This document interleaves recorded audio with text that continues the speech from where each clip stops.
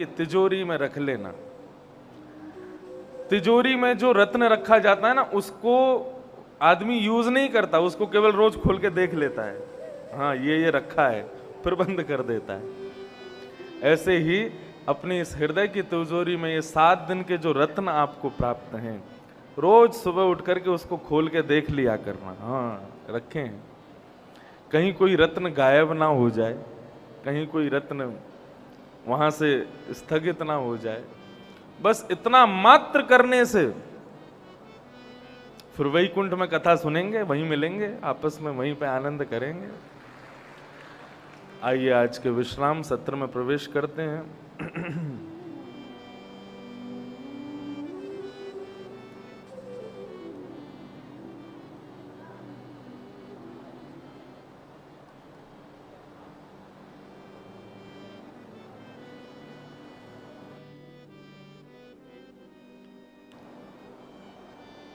किसी वैष्णव ने अपने स्वप्न के बारे में बताया है।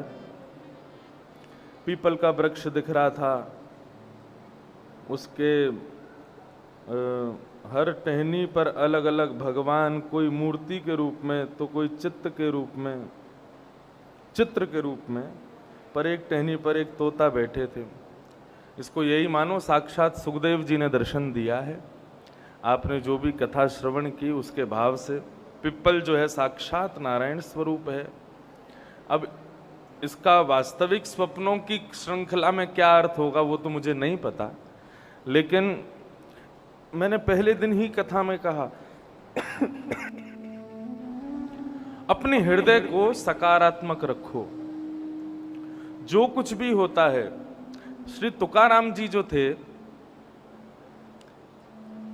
वे एक बार विचरण करते हुए गांव में गए, तो वहां एक गुफा में बैठ करके भजन करने लगे ठाकुर जी का।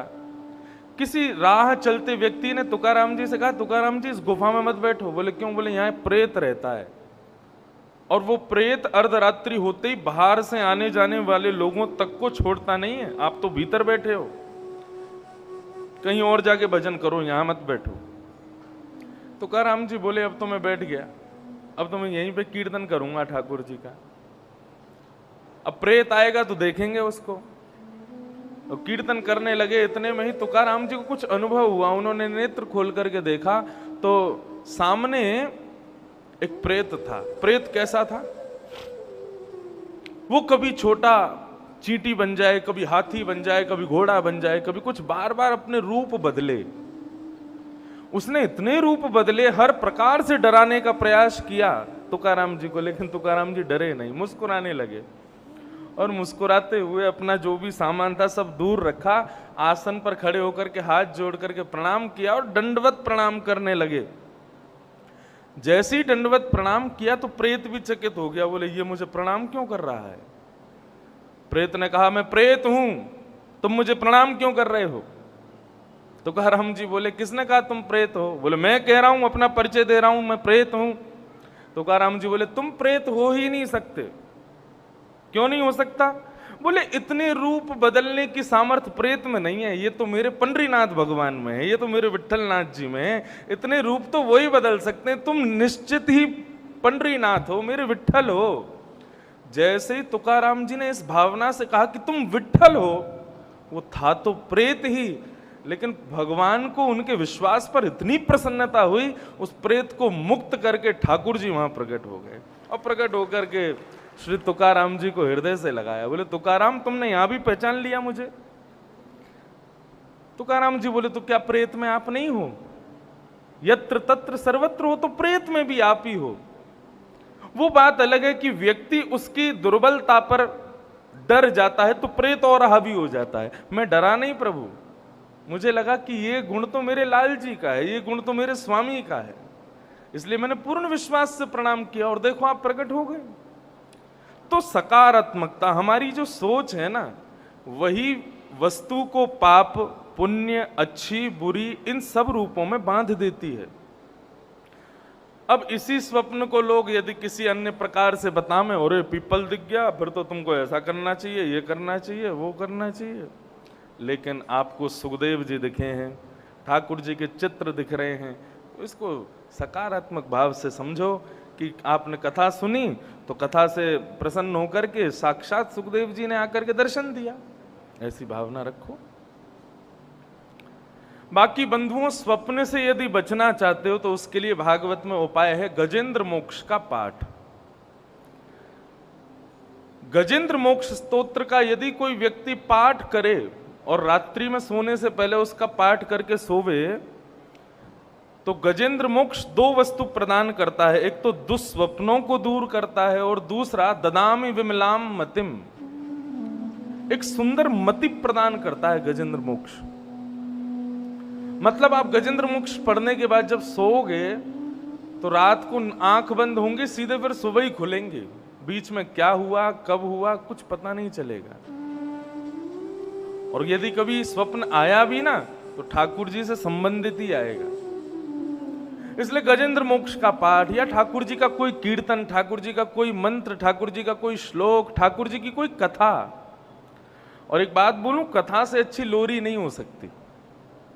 जब कभी भी सो ना रात में तो अपने फोन में या कहीं पर भी, यूट्यूब पर बहुत साधन है, कहीं पर कोई कथा मध्य आवाज में चला करके और लेट जाओ, सुनते सुनते सुनते सुनते सो जाओ। सबसे बढ़िया लोरी है कथा, इससे बढ़िया आपको उपाय नहीं मिल सकता। भगवान का अभ्यास श्री रुक्मणी जी के साथ में सुसंपन्न हुआ। बंधुओं, रुक्मणी कौन है? साक्षात लक्ष्मी, और श्री कृष्ण साक्षात नारायण। लोग प्रश्न करते हैं राधा रानी से ब्याह क्यों नहीं किया ठाकुर जी ने? ब्याह होने के लिए दो विलग वस्तु चाहिए, दो अलग अलग लोग चाहिए, और श्री राधा और कृष्ण में कोई भेद नहीं है। परमात्मा कृष्ण बनकर के आए हैं और परमात्मा की जो आत्मा है, परमात्मा के जो मूल तत्व, उनके हृदय जो है, वो एक किशोरी जी के रूप में प्रकट हुआ है। हम अपनी आत्मा से प्रेम कर सकते हैं लेकिन अपनी आत्मा से विवाह नहीं कर सकते, क्योंकि आत्मा हमसे भिन्न नहीं है, आत्मा हमारी ही है। ठीक उसी प्रकार श्री किशोरी जी जो हैं, ये कृष्ण की आत्मा है। कहां तक कहें, रूप में भी कोई अंतर नहीं है। कल रात को भैया पूछ रहे थे मुझसे, तो मैंने इनको भी बताया कि रुक्मणी जी जब बताती हैं कि किशोरी जी का रूप कैसा है, तो रुक्मणी जी बताती हैं कि ठाकुर जी पूरे दिन के जब थके होते हैं और रात्रि में अपना मुकुट उतार के अपने केशों को जब खोल देते हैं और सहज होकर के जब शयन शैया पर लेट जाते हैं, तब सोते हुए थके हुए कन्हैया का यदि रंग श्याम वर्ण से गौर वर्ण कर दिया जाए तो ऐसा लगेगा किशोरी जी सो रही हैं। दोनों का एक सा रूप है, बस एक श्याम एक गौर, बस ये अंतर है दोनों। इससे विलग कोई अंतर दोनों में नहीं है, दोनों एक ही स्वरूप है। और उसके बारे में वृहद चर्चा हो, तब राधा तत्व प्रकट हो, तब राधा रानी के बारे में सुनना, समझना और एक और बात कहूं, कहना, तीनों ही कठिन है। कई बातें ऐसी होती हैं कि वो अनुभव से ही पता चलती हैं। किशोरी जी का तत्व भी आज तक वृंदावन में हजारों लोगों ने कहने का प्रयास किया, हजारों लोगों ने जानने का प्रयास किया।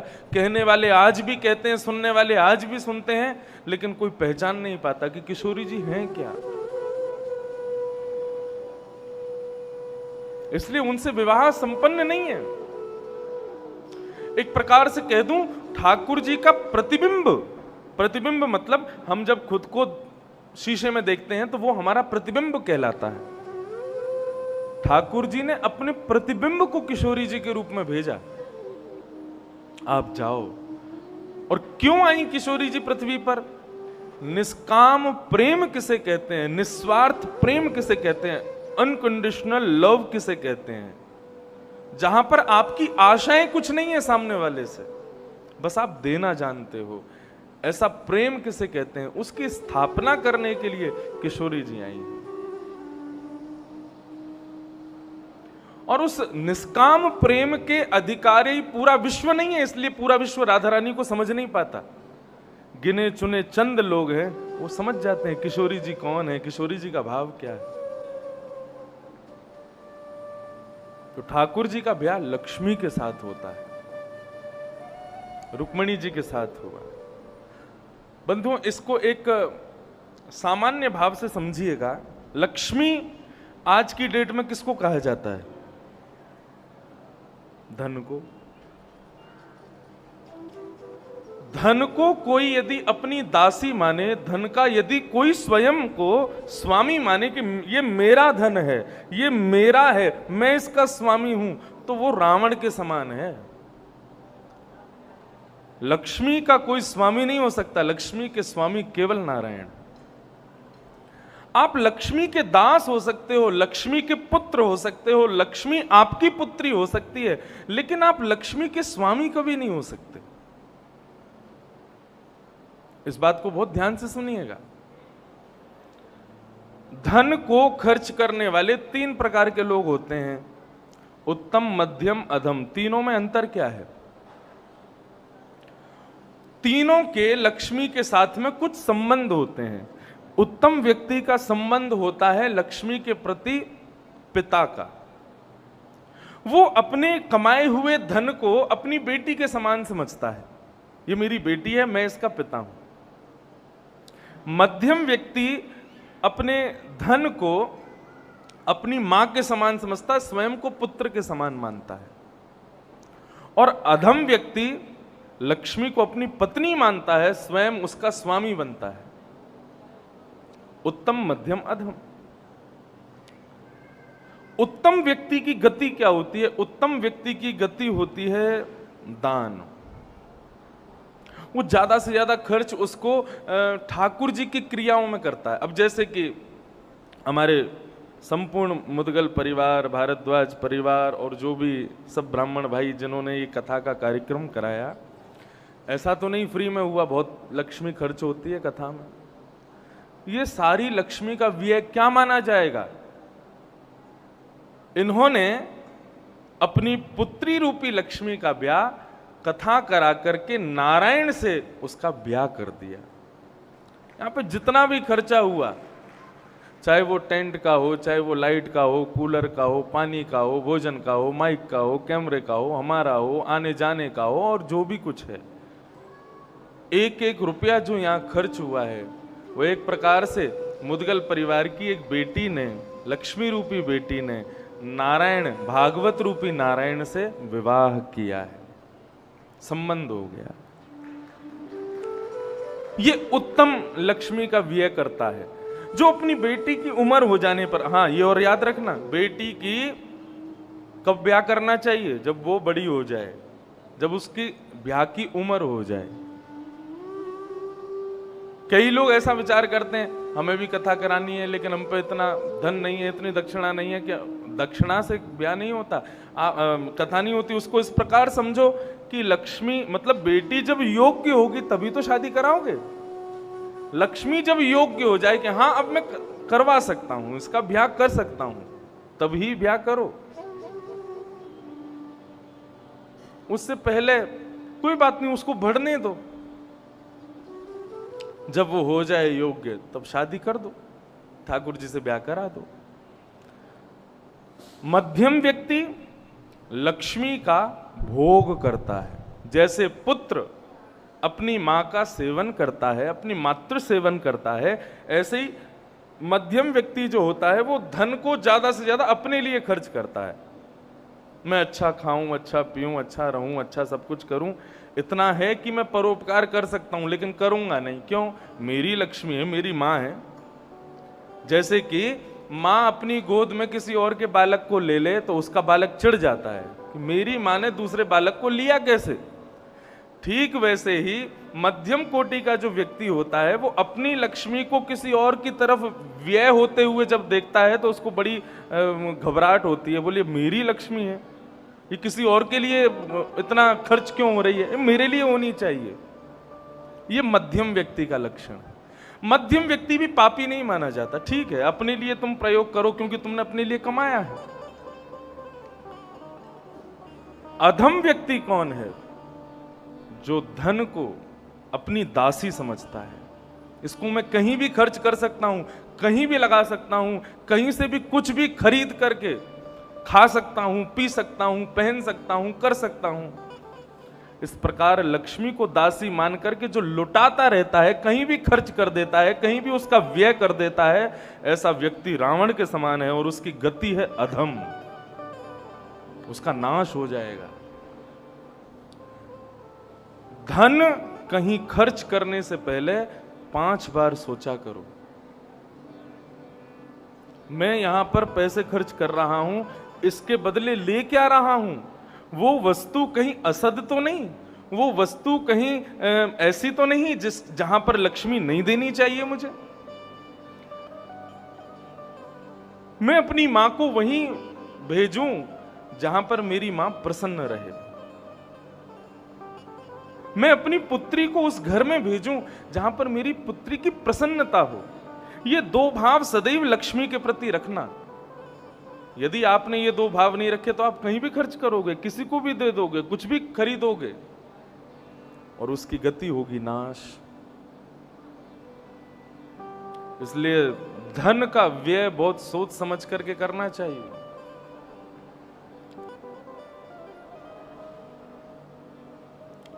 धन की 3 गति। बंधुओं, एक बात और कहूं, हमारे जीवन में पाप प्रकट कब होता है? सबसे पहला हमारे द्वारा ऐसा कौन सा कृत्य होता है जिसके बाद हम पापियों की श्रेणी में आ जाते हैं? और वो सबसे पहला कृत्य होता है अन्यत्र की वस्तु के प्रति किया जाने वाला लोभ। पाप के पिताजी का नाम है, पाप के बाप का नाम है लोभ। लोभ जब जीवन में आ जाता है तो लोभ का ही पूरा परिवार है। काम, क्रोध, मोह, ईर्ष्या, द्वेष, अभिनिवेश, अहंता, ममता, ये सब लोभ का ही परिवार है। एक बार लोभ जीवन में आ गया, सबको लेकर के आएगा। लोभ कितने प्रकार के होते हैं? 2 प्रकार के, संग्रह वृत्ति लोभ और भोग वृत्ति लोभ। संग्रह वृत्ति लोभ कैसा होता है? खूब कमा कमा के धरते जाएंगे, लेकिन कहीं पर खर्च कर, अरे हम पे तो है ही नहीं। 2 साल से लॉकडाउन चल रहा था महाराज, मंदी में चले गए, बिल्कुल है ही नहीं।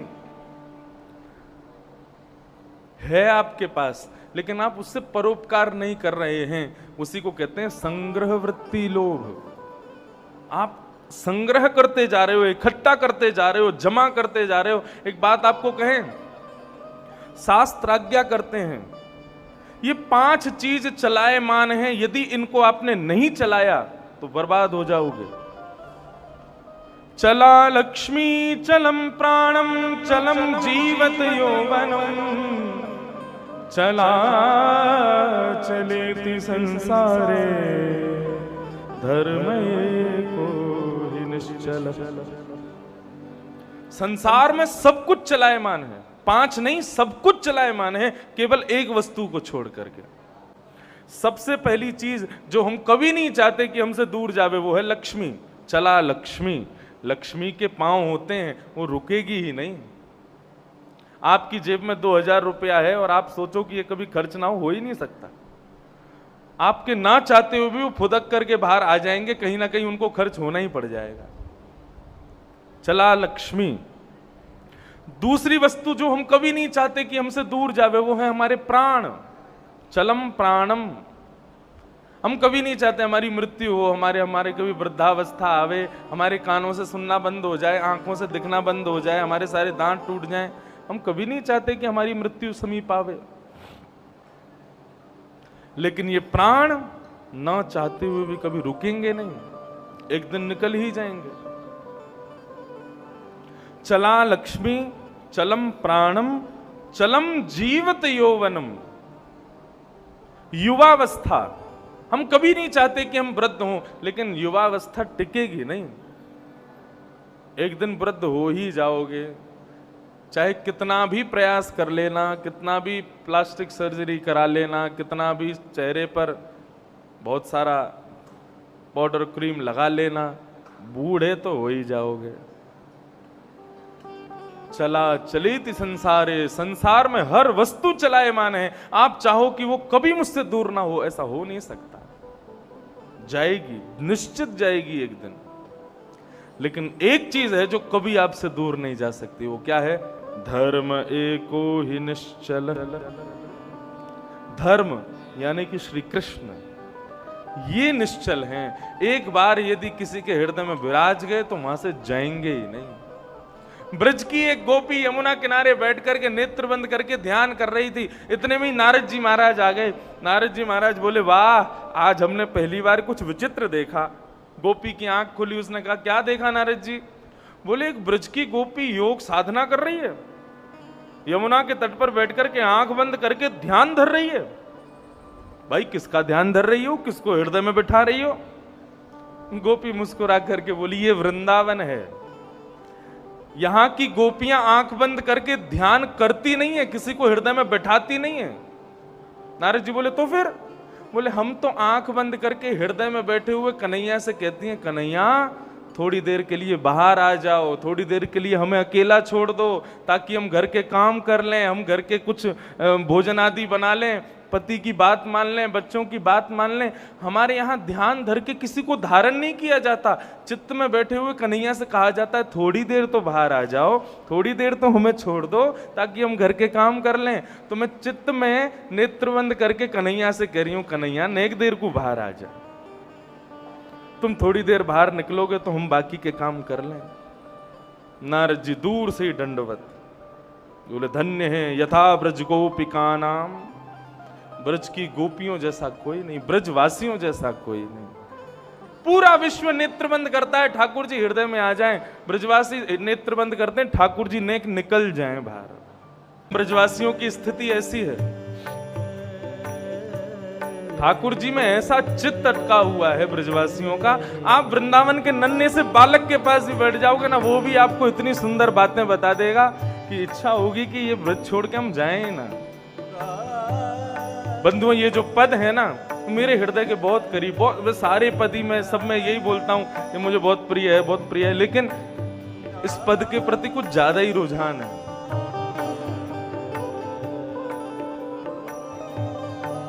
हमारे ठाकुर जी का जो स्वरूप है वो गिरधर स्वरूप है ये, और हमारा मन उसमें अटक गया है। तो कृष्णदास जी का जो ये भाव है, ये मुझे बहुत प्रिय लगता है। बहुत मधुर कथा है इस पद के पीछे। अष्ट सखाओं में एक सखा हुए श्री कृष्णदास जी। कृष्णदास जी का नियम कैसा था? वो जो कुछ भी अच्छी वस्तु देखते थे ना, चाहे खाने की हो, पीने की हो, पहनने की हो, देखने की हो, कुछ भी अच्छा उनको दिखता था ना, वो सोचते थे ये मेरे लाल जी को मिलनी चाहिए कैसे भी। एक बार आगरा के बाजार में घूम रहे थे कृष्णदास। बाजार में घूमते हुए तभी उनको एक स्वर सुनाई दिया, एक मधुर स्वर में, मानो कोई युवती गान कर रही है। सब्जी खरीद रहे थे बाजार में, कुछ सामग्री ठाकुर जी के लिए खरीद रहे थे। जैसे ही वो स्वर उनके कान में गया, वहीं स्तब्ध हो गए और ये स्वर सुनने लगे। बोले, ये स्वर कहां से आ रहा है? घूमते घूमते गली मोहल्लों में होते हुए जैसे ही भीतर गए, चारों तरफ मसनद लगाए हुए लेट करके लोग बैठे हैं और बीच में एक अप्सरा नृत्य कर रही है, एक नगर वैश्या नृत्य कर रही है और गान कर रही है। उसके स्वरूप को देख करके, उसके स्वर को देख करके, उसके नृत्य को देख करके कृष्णदास जी बोले, यदि ये मेरे ठाकुर जी के सन्मुख अपनी सेवा कर देना, इसके संपूर्ण जीवन के ये साधारण संसार के लोगों को प्रसन्न करना चाहती है। अपने स्वर से, अपने स्वरूप से, अपने इस नृत्य से मेरे लाल जी को प्रसन्न करे ना। कृष्णदास जी एक टक उसको देख रहे थे। सब लोग उस पर पैसे लुटा रहे थे और वो पैसे बीन रही थी। जैसे ही उसका नृत्य समाप्त हुआ, कृष्णदास जी उसके पास गए, तुम बहुत सुंदर हो, बहुत अच्छा गाती हो और नृत्य भी बहुत अच्छा करती हो, हमारे सेठ के सामने नाचोगी? वैश्या बोली कितना दोगे पैसा? तो उस समय 100 रुपया की वैल्यू लाखों में होती थी। उसने कहा 100 रुपया पहले रख लो। कृष्णदास जी ने कहा 100 रुपया पहले रख लो, बाकी का जब तुम सेठ जी के सामने नाच लोगी उसके बाद दे दूंगा। वैश्या बोली 100 रुपया? मैंने अपने जीवन में कभी 100 रुपये नहीं देखे। आप कौन हो भाई? आपके सेठ जी कौन है? कृष्णदास जी बोले वो सब गोपनीय बात है, तुम सेठ जी सामने जब पहुंचोगी तभी बताएंगे। कहां जाना पड़ेगा? बोले मेरे साथ चलो, गोवर्धन मथुरा के पास में एक स्थान है, वहां मेरे सेठ जी रहते हैं। वैश्या बोली अच्छा, तो मैं अपना श्रृंगार कर लूं? बोले हाँ, जितनी सुंदर बन सकती हो बन लो, जितना अच्छा तैयार कर सको खुद को उतना बढ़िया हो जाओ। हमारे सेठ जी को प्रसन्न कर दिया ना तुमने, इतना बरसाएंगे कि फिर संसार में तुमको कहीं भटकना नहीं पड़ेगा। बोली हाँ, मैं चाहती हूँ कि मुझे इतना धन मिल जाए कि मुझे इन लोगों के सामने नाचना ना पड़े। चल, तेरे को हमारे सेठ जी देंगे। वैश्या तैयार हो रही है, अपने आंखों में काजल लगा रही है, अपने ओष्ठों पर लालिमा लगा रही है, अपने आप को इतना सजा रही है कि उस सेठ को अपने रूप पर मोहित कर लूंगी, अपने स्वर पर मोहित कर लूंगी, अपने नृत्य पर मोहित कर लूंगी। तैयार होकर के कृष्णदास जी के संग जब गोवर्धन पहुंची, शाम का समय था, उत्थापन आरती ठाकुर जी की होने वाली थी। उसको नहीं पता था कोई मंदिर में जा रही हूं मैं। गिरिराज पर्वत के ऊपर जब पहुंचती है ठाकुर जी के मुख्य मंदिर में, कपाट लगे हैं। बीच आंगन में ठाकुर जी के सन्मुख उस वैश्या को खड़ा कर देते हैं कृष्णदास जी। वैश्या बोली कहां है तुम्हारे सेठ? बोले भीतर बैठे हैं। अच्छा, कब आएंगे? बोले बस अभी दो चार मिनट में आने वाले, उन पर समय बहुत कम है। जैसे ही किवाड़ खुले तुम अपना नृत्य गान शुरू कर देना। वैश्या बोली हाँ, अभी देखना मैं कैसा गाती हूँ और कितना सुंदर नाच के दिखाऊंगी, अभी देखना आप। बिल्कुल। कृष्णदास जी दूर एक खंबे से सर लगा करके खड़े हो गए और मुस्कुरा के उसको देख रहे। और जैसे ही श्रीनाथ जी के कपाट खुले, ऊर्ध्वबाहु ऊपर की ओर, एक भुजा नीचे नेत्र, एक भुजा कमर पर, ठाकुर जी का वो गिरधर स्वरूप जैसी उस वैश्या ने देखा, उसका रोम रोम कंपित होने लगा। ऐसा सुंदर स्वरूप देख करके उसकी वाणी भरने लगी। वो बोलना चाह रही है लेकिन कुछ गा नहीं पा रही, नृत्य करना चाह रही है लेकिन नाच नहीं पा रही। अपने रूप का गुमान, अपने स्वर का गुमान, अपने नृत्य का गुमान सब नष्ट हो गया। नेत्रों से स्वतः अश्रुधार बहने लगी। तब वो कृष्णदास जी को देखती है। कृष्णदास जी दूर से कहते हैं कैसे लगे मेरे सेठ जी? बोले भगवान, मैं इनको अपना गान नहीं सुना सकती क्योंकि मेरा गान झूठा हो चुका है, मेरा नृत्य झूठा हो गया है, मेरा स्वरूप झूठा हो गया है। संसार के लोगों ने मेरे नृत्य को, मेरे गान को, मेरे स्वरूप को अपवित्र कर दिया है। मैं इनको नहीं दे सकती कुछ भी। आप कोई युक्ति बताओ ना, मैं क्या करूं? तब कृष्णदास जी उस वैश्या के हृदय को, भाव को दूर खड़े खड़े गाते हैं इस पद के माध्यम से, और उस वैश्या को बताते हैं कि तुझे क्या करना है। तब ये पद गाया गया। एक आसन में बैठ करके ठाकुर जी को देख रही है, उसका कंठ अवरुद्ध हो गया, गा नहीं पा रही, नृत्य नहीं कर पा रही, रोम रोम कंपित हो रहा है ठाकुर जी को देख करके। सजल श्याम घन वरण लीन है, फिर चित अनत न भटक्यो। कृष्णदास जी कहते हैं ठाकुर जी ने तुमको अपना लिया, इसका उत्तर क्या है? ये आपको समझ कैसे आएगा? बोले ठाकुर जी जिसका वरण कर लेते हैं ना, उसका चित्त फिर ठाकुर जी के अलावा किसी और वस्तु में कभी लगता नहीं है। करके देख लेना।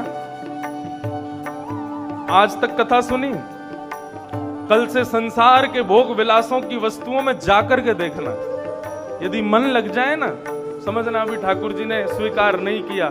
और यदि संसार की वो सब चीजें तुमको अब उसमें रस ना आवे, अब अच्छा ना लगे, अब बोले कि नहीं मेरा मन नहीं है इसमें, मुझे बस ठाकुर जी का चिंतन करना है, ठाकुर जी का स्मरण करना है, उनकी कथा सुननी है, संसार की वस्तुएं तुमको तुच्छ लगने लग जाएं, फिर चित अनत ना भटक्यो, तो समझना ठाकुर जी ने अब स्वीकार कर लिया। अभी भी तुमको संसारी वस्तुएं लुभा रही हैं, अपनी ओर खींच रही हैं, तो समझना कि अभी ठाकुर जी ने स्वीकार करने में कहीं कमी छोड़ दी है। वैश्या कहने लगी, अब मुझे वापस नहीं जाना यहां से, आप कुछ कृपा करो। मैं क्या करूं ठाकुर जी के लिए? मैं इनको कुछ दे नहीं सकती क्योंकि मेरा सब कुछ अपवित्र है और मैं बिना दिए यहां से जा नहीं सकती।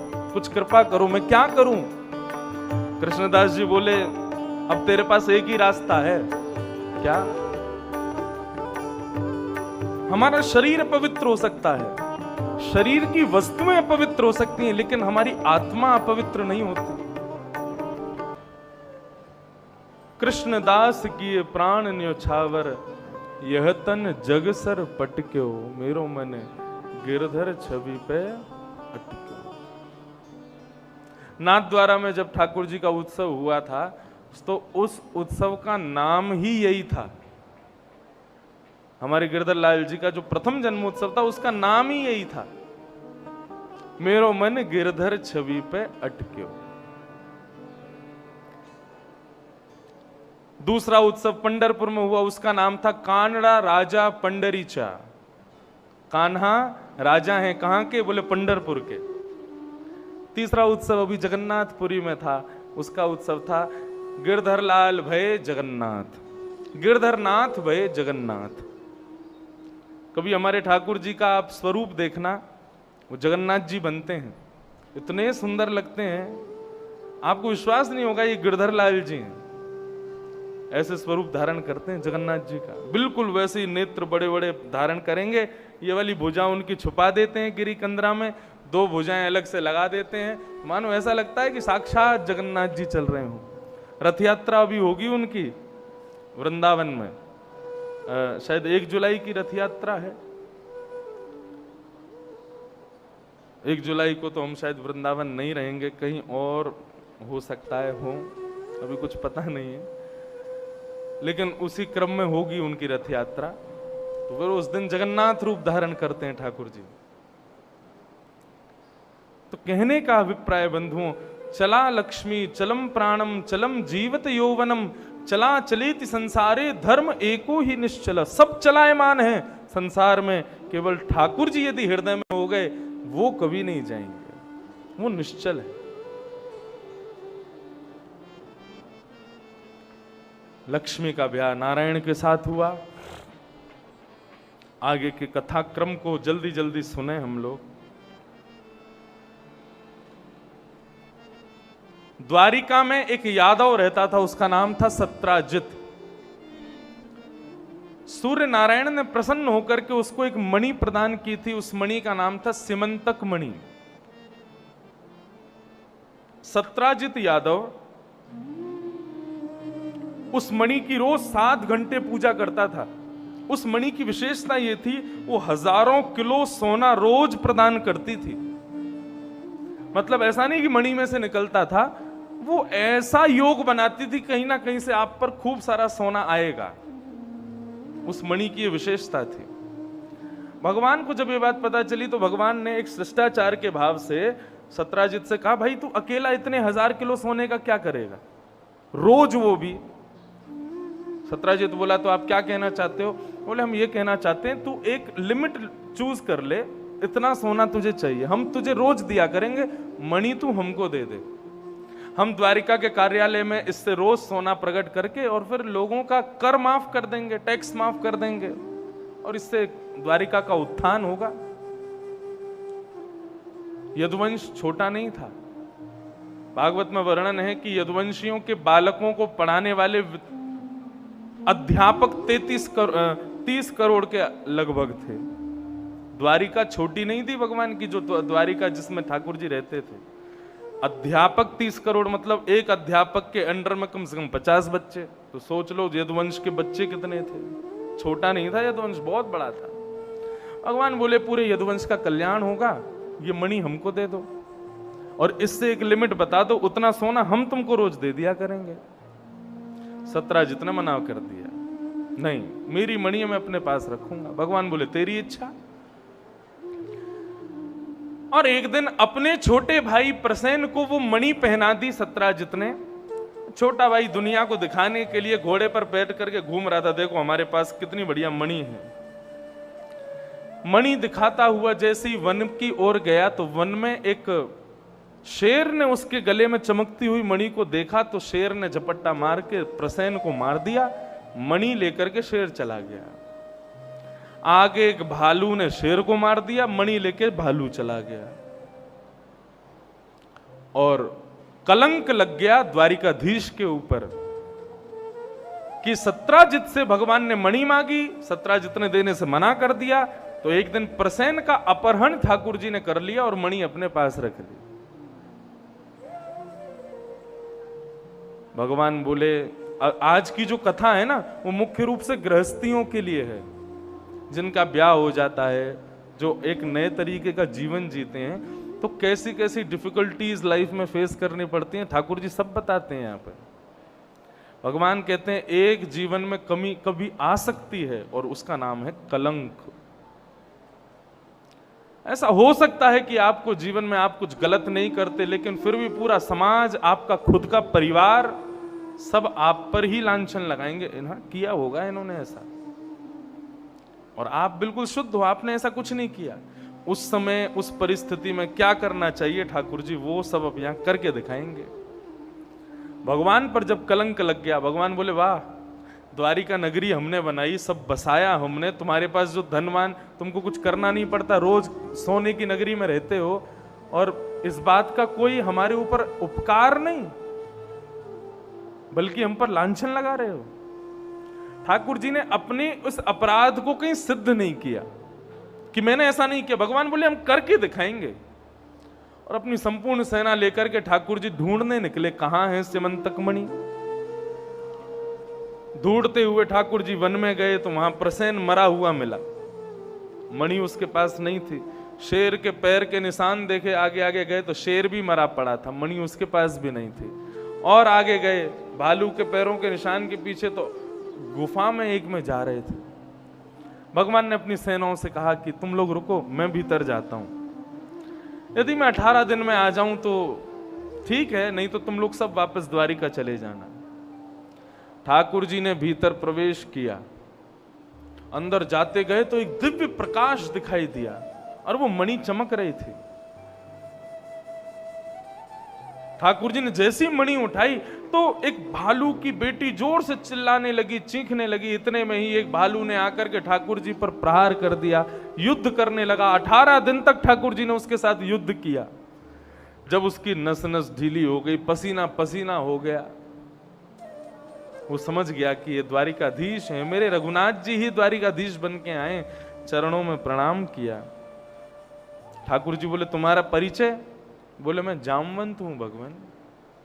जैसे ही सुना जामवंत जी, ठाकुर जी ने हृदय से लगा लिया। बोले अरे जामवंत, आप कैसे हैं? बहुत प्रसन्न हुए ठाकुर जी मिलकर के। भगवान ने बताया, बोले मणि लेने आए हैं हम, इसकी वजह से कलंक लग गया हमारे ऊपर, ये मणि हमको दे दो। और गवाही के लिए या तो आप चलो या अपनी बेटी को भेज दो, जो वहां सत्य बता दें कि मणि मेरे पास नहीं थी।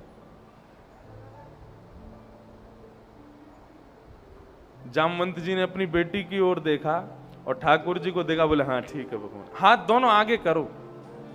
एक हाथ में मणि रख दी और दूसरे हाथ में अपनी बेटी का हाथ रख दिया। बोले ये गवाही केवल आज नहीं, जीवन भर की आपकी गवाहियां देगी। अब मेरी बेटी का आप माणिक ग्रहण करो, मेरी बेटी से आप ब्याह करो। भगवान बोले एक कलंक दूर होगा, दूसरा लग जाएगा। बोले ठाकुर जी को कोई और नहीं मिला, एक भालू की बेटी मिली ब्याह करने को। प्रभु ऐसा मत करो। जामवंत जी बोले ये सब मर्यादा वर्यादा आपकी सब त्रेता में देख ली हमने, तब आप मर्यादा पुरुषोत्तम थे, तब हमने कुछ नहीं कहा आपसे। लेकिन अब आप लीला पुरुषोत्तम हो, आप लीला करने आए हो, अब आपके लिए सब समर्थ है। मेरी बेटी आपसे ही ब्याह करेगी, मना मत करना, और दहेज में ये मणि रख लो। भगवान बोले वाह बहुत बढ़िया। ठाकुर जी जामवती को लेकर के आए, छुपा करके लाए। द्वारिका के लोग सब हवन कर रहे थे, यज्ञ कर रहे थे, देवी की अर्चना कर रहे थे कि द्वारिकाधीश कुशलता से वापस आ जाएं। भगवान छुप करके गए और रुक्मणी के कक्ष में जाकर के और जाम्बती को बिठाया और बाहर आकर के जैसे ही दरवाजा बंद किया भगवान ने, पीछे मुड़ करके देखा तो रुक्मणी जी सामने ही खड़ी थी। ठाकुर जी को देख करके रुक्मणी जी ने चरणों में प्रणाम किया, नेत्रों से आंसू बहने लगे। भगवान आप कहां थे? हम लोग कितनी चिंता कर रहे थे आपकी। देवी अब मैं क्या बताऊं, मैं वन में गया था मणि लेने। बोले हाँ। वहां एक सुंदर सी युवती मिल गई मुझको, बैठ करके योग साधना कर रही थी। मैंने उससे पूछा, अरे सुंदरी तुम क्या कर रही हो? तो मुझसे बोली कि मैं द्वारिकाधीश को पति रूप में वर्ण करना चाहती हूं। मैंने कहा मैं ही द्वारिकाधीश हूं। तो उसने मेरा हाथ पकड़ लिया और कहा कि मेरा पाणी ग्रहण करो, नहीं तो मैं अपने प्राण त्याग दूंगी समुद्र में कूद के। देवी मैं तो वाद्य हो गया। और वो इतनी सुंदर थी, इतनी सुंदर थी, उसके रूप को देख के मैं इतना इतना आनंदित हो गया, मैं एक बार को तुमको भी भूल गया था, इतनी सुंदर है वो। तो फिर मैंने उससे ब्याह कर लिया। रुक्मणी जी बोले मुझसे भी ज्यादा सुंदर है। ठाकुर जी बोले देखना मत, तुमको लज्जा हो जाएगी अपने ऊपर। भगवान क्या बताएं कि भीतर वो गुर्रा रही होगी, भालू की बेटी है। और रुक्मणी हम तुम्हारे लिए दूसरा भवन बना देंगे, वो आज से इसमें तुम्हारे भवन में ही रहेगी। रुक्मणी जी कुछ बोली ही नहीं, लक्ष्मी है साक्षात। नेत्र बंद करके श्राप दे दिया। बोले जो भी मेरे कक्ष में बैठी है, जिस पर ये द्वारिकाधीश इतने लट्टू हुए जा रहे हैं, उसको मैं श्राप देती हूं, मुझसे कम, थोड़ी सी कम सुंदर एक स्त्री हो जाए। और जैसे ही ये श्राप दिया, रुक्मणी जी ने जैसे ही द्वार खोल करके देखा तो जो रीछ की बेटी, जो जाम्बती एक भालू के रूप में थी, वो एक सुंदर युवती के रूप में वहां पर खड़ी थी। और रुक्मणी जी से थोड़ी कम, हल्की सी कम सुंदर जाम्बती का वहां रूप था। और ठाकुर जी ने फिर जाम्बती के साथ ब्याह किया, सबको मणि दिखा दी। बोले देखो ये मणि मुझे कहां मिली, और जाम्बती ने गवाही दे दी। तो द्वारिका के लोगों ने ठाकुर जी से क्षमा मांगी, प्रभु हमें क्षमा कर दो, हमसे बहुत बड़ा अपराध हो गया, आपके ऊपर हमने कलंक लगाया। अब द्वारिका के लोग क्या करने लगे, भगवान ने मणि भिजवा दी सत्राजित यादव के यहां, तो द्वारिका के लोग भगवान को छोड़ अब सत्राजित को गालियां देने लगे। तूने हमारे भगवान पर कलंक लगाया, भगवान के ऊपर तूने ऐसा किया, ये किया। सत्राजित का द्वारिका में निकलना दुश्वार हो गया। उसने सोचा मैं क्या करूं, कैसे करूं, मैं कैसे जीऊं द्वारिका में, यहां तो लोग मेरा बड़ा अपमान कर रहे हैं। तब उसने अपनी घर में देखा तो उसकी बेटी बैठी थी सत्यभामा। उसने कहा कि यदि मैं अपनी पुत्री का ब्याह ठाकुर जी से कर दूं और ठाकुर जी को अपना दामाद बना लूं तो मेरे ऊपर जो कलंक लगा है वो दूर हो जाएगा। सत्यभामा की पहले सगाई हो चुकी थी सतधनवा के साथ में,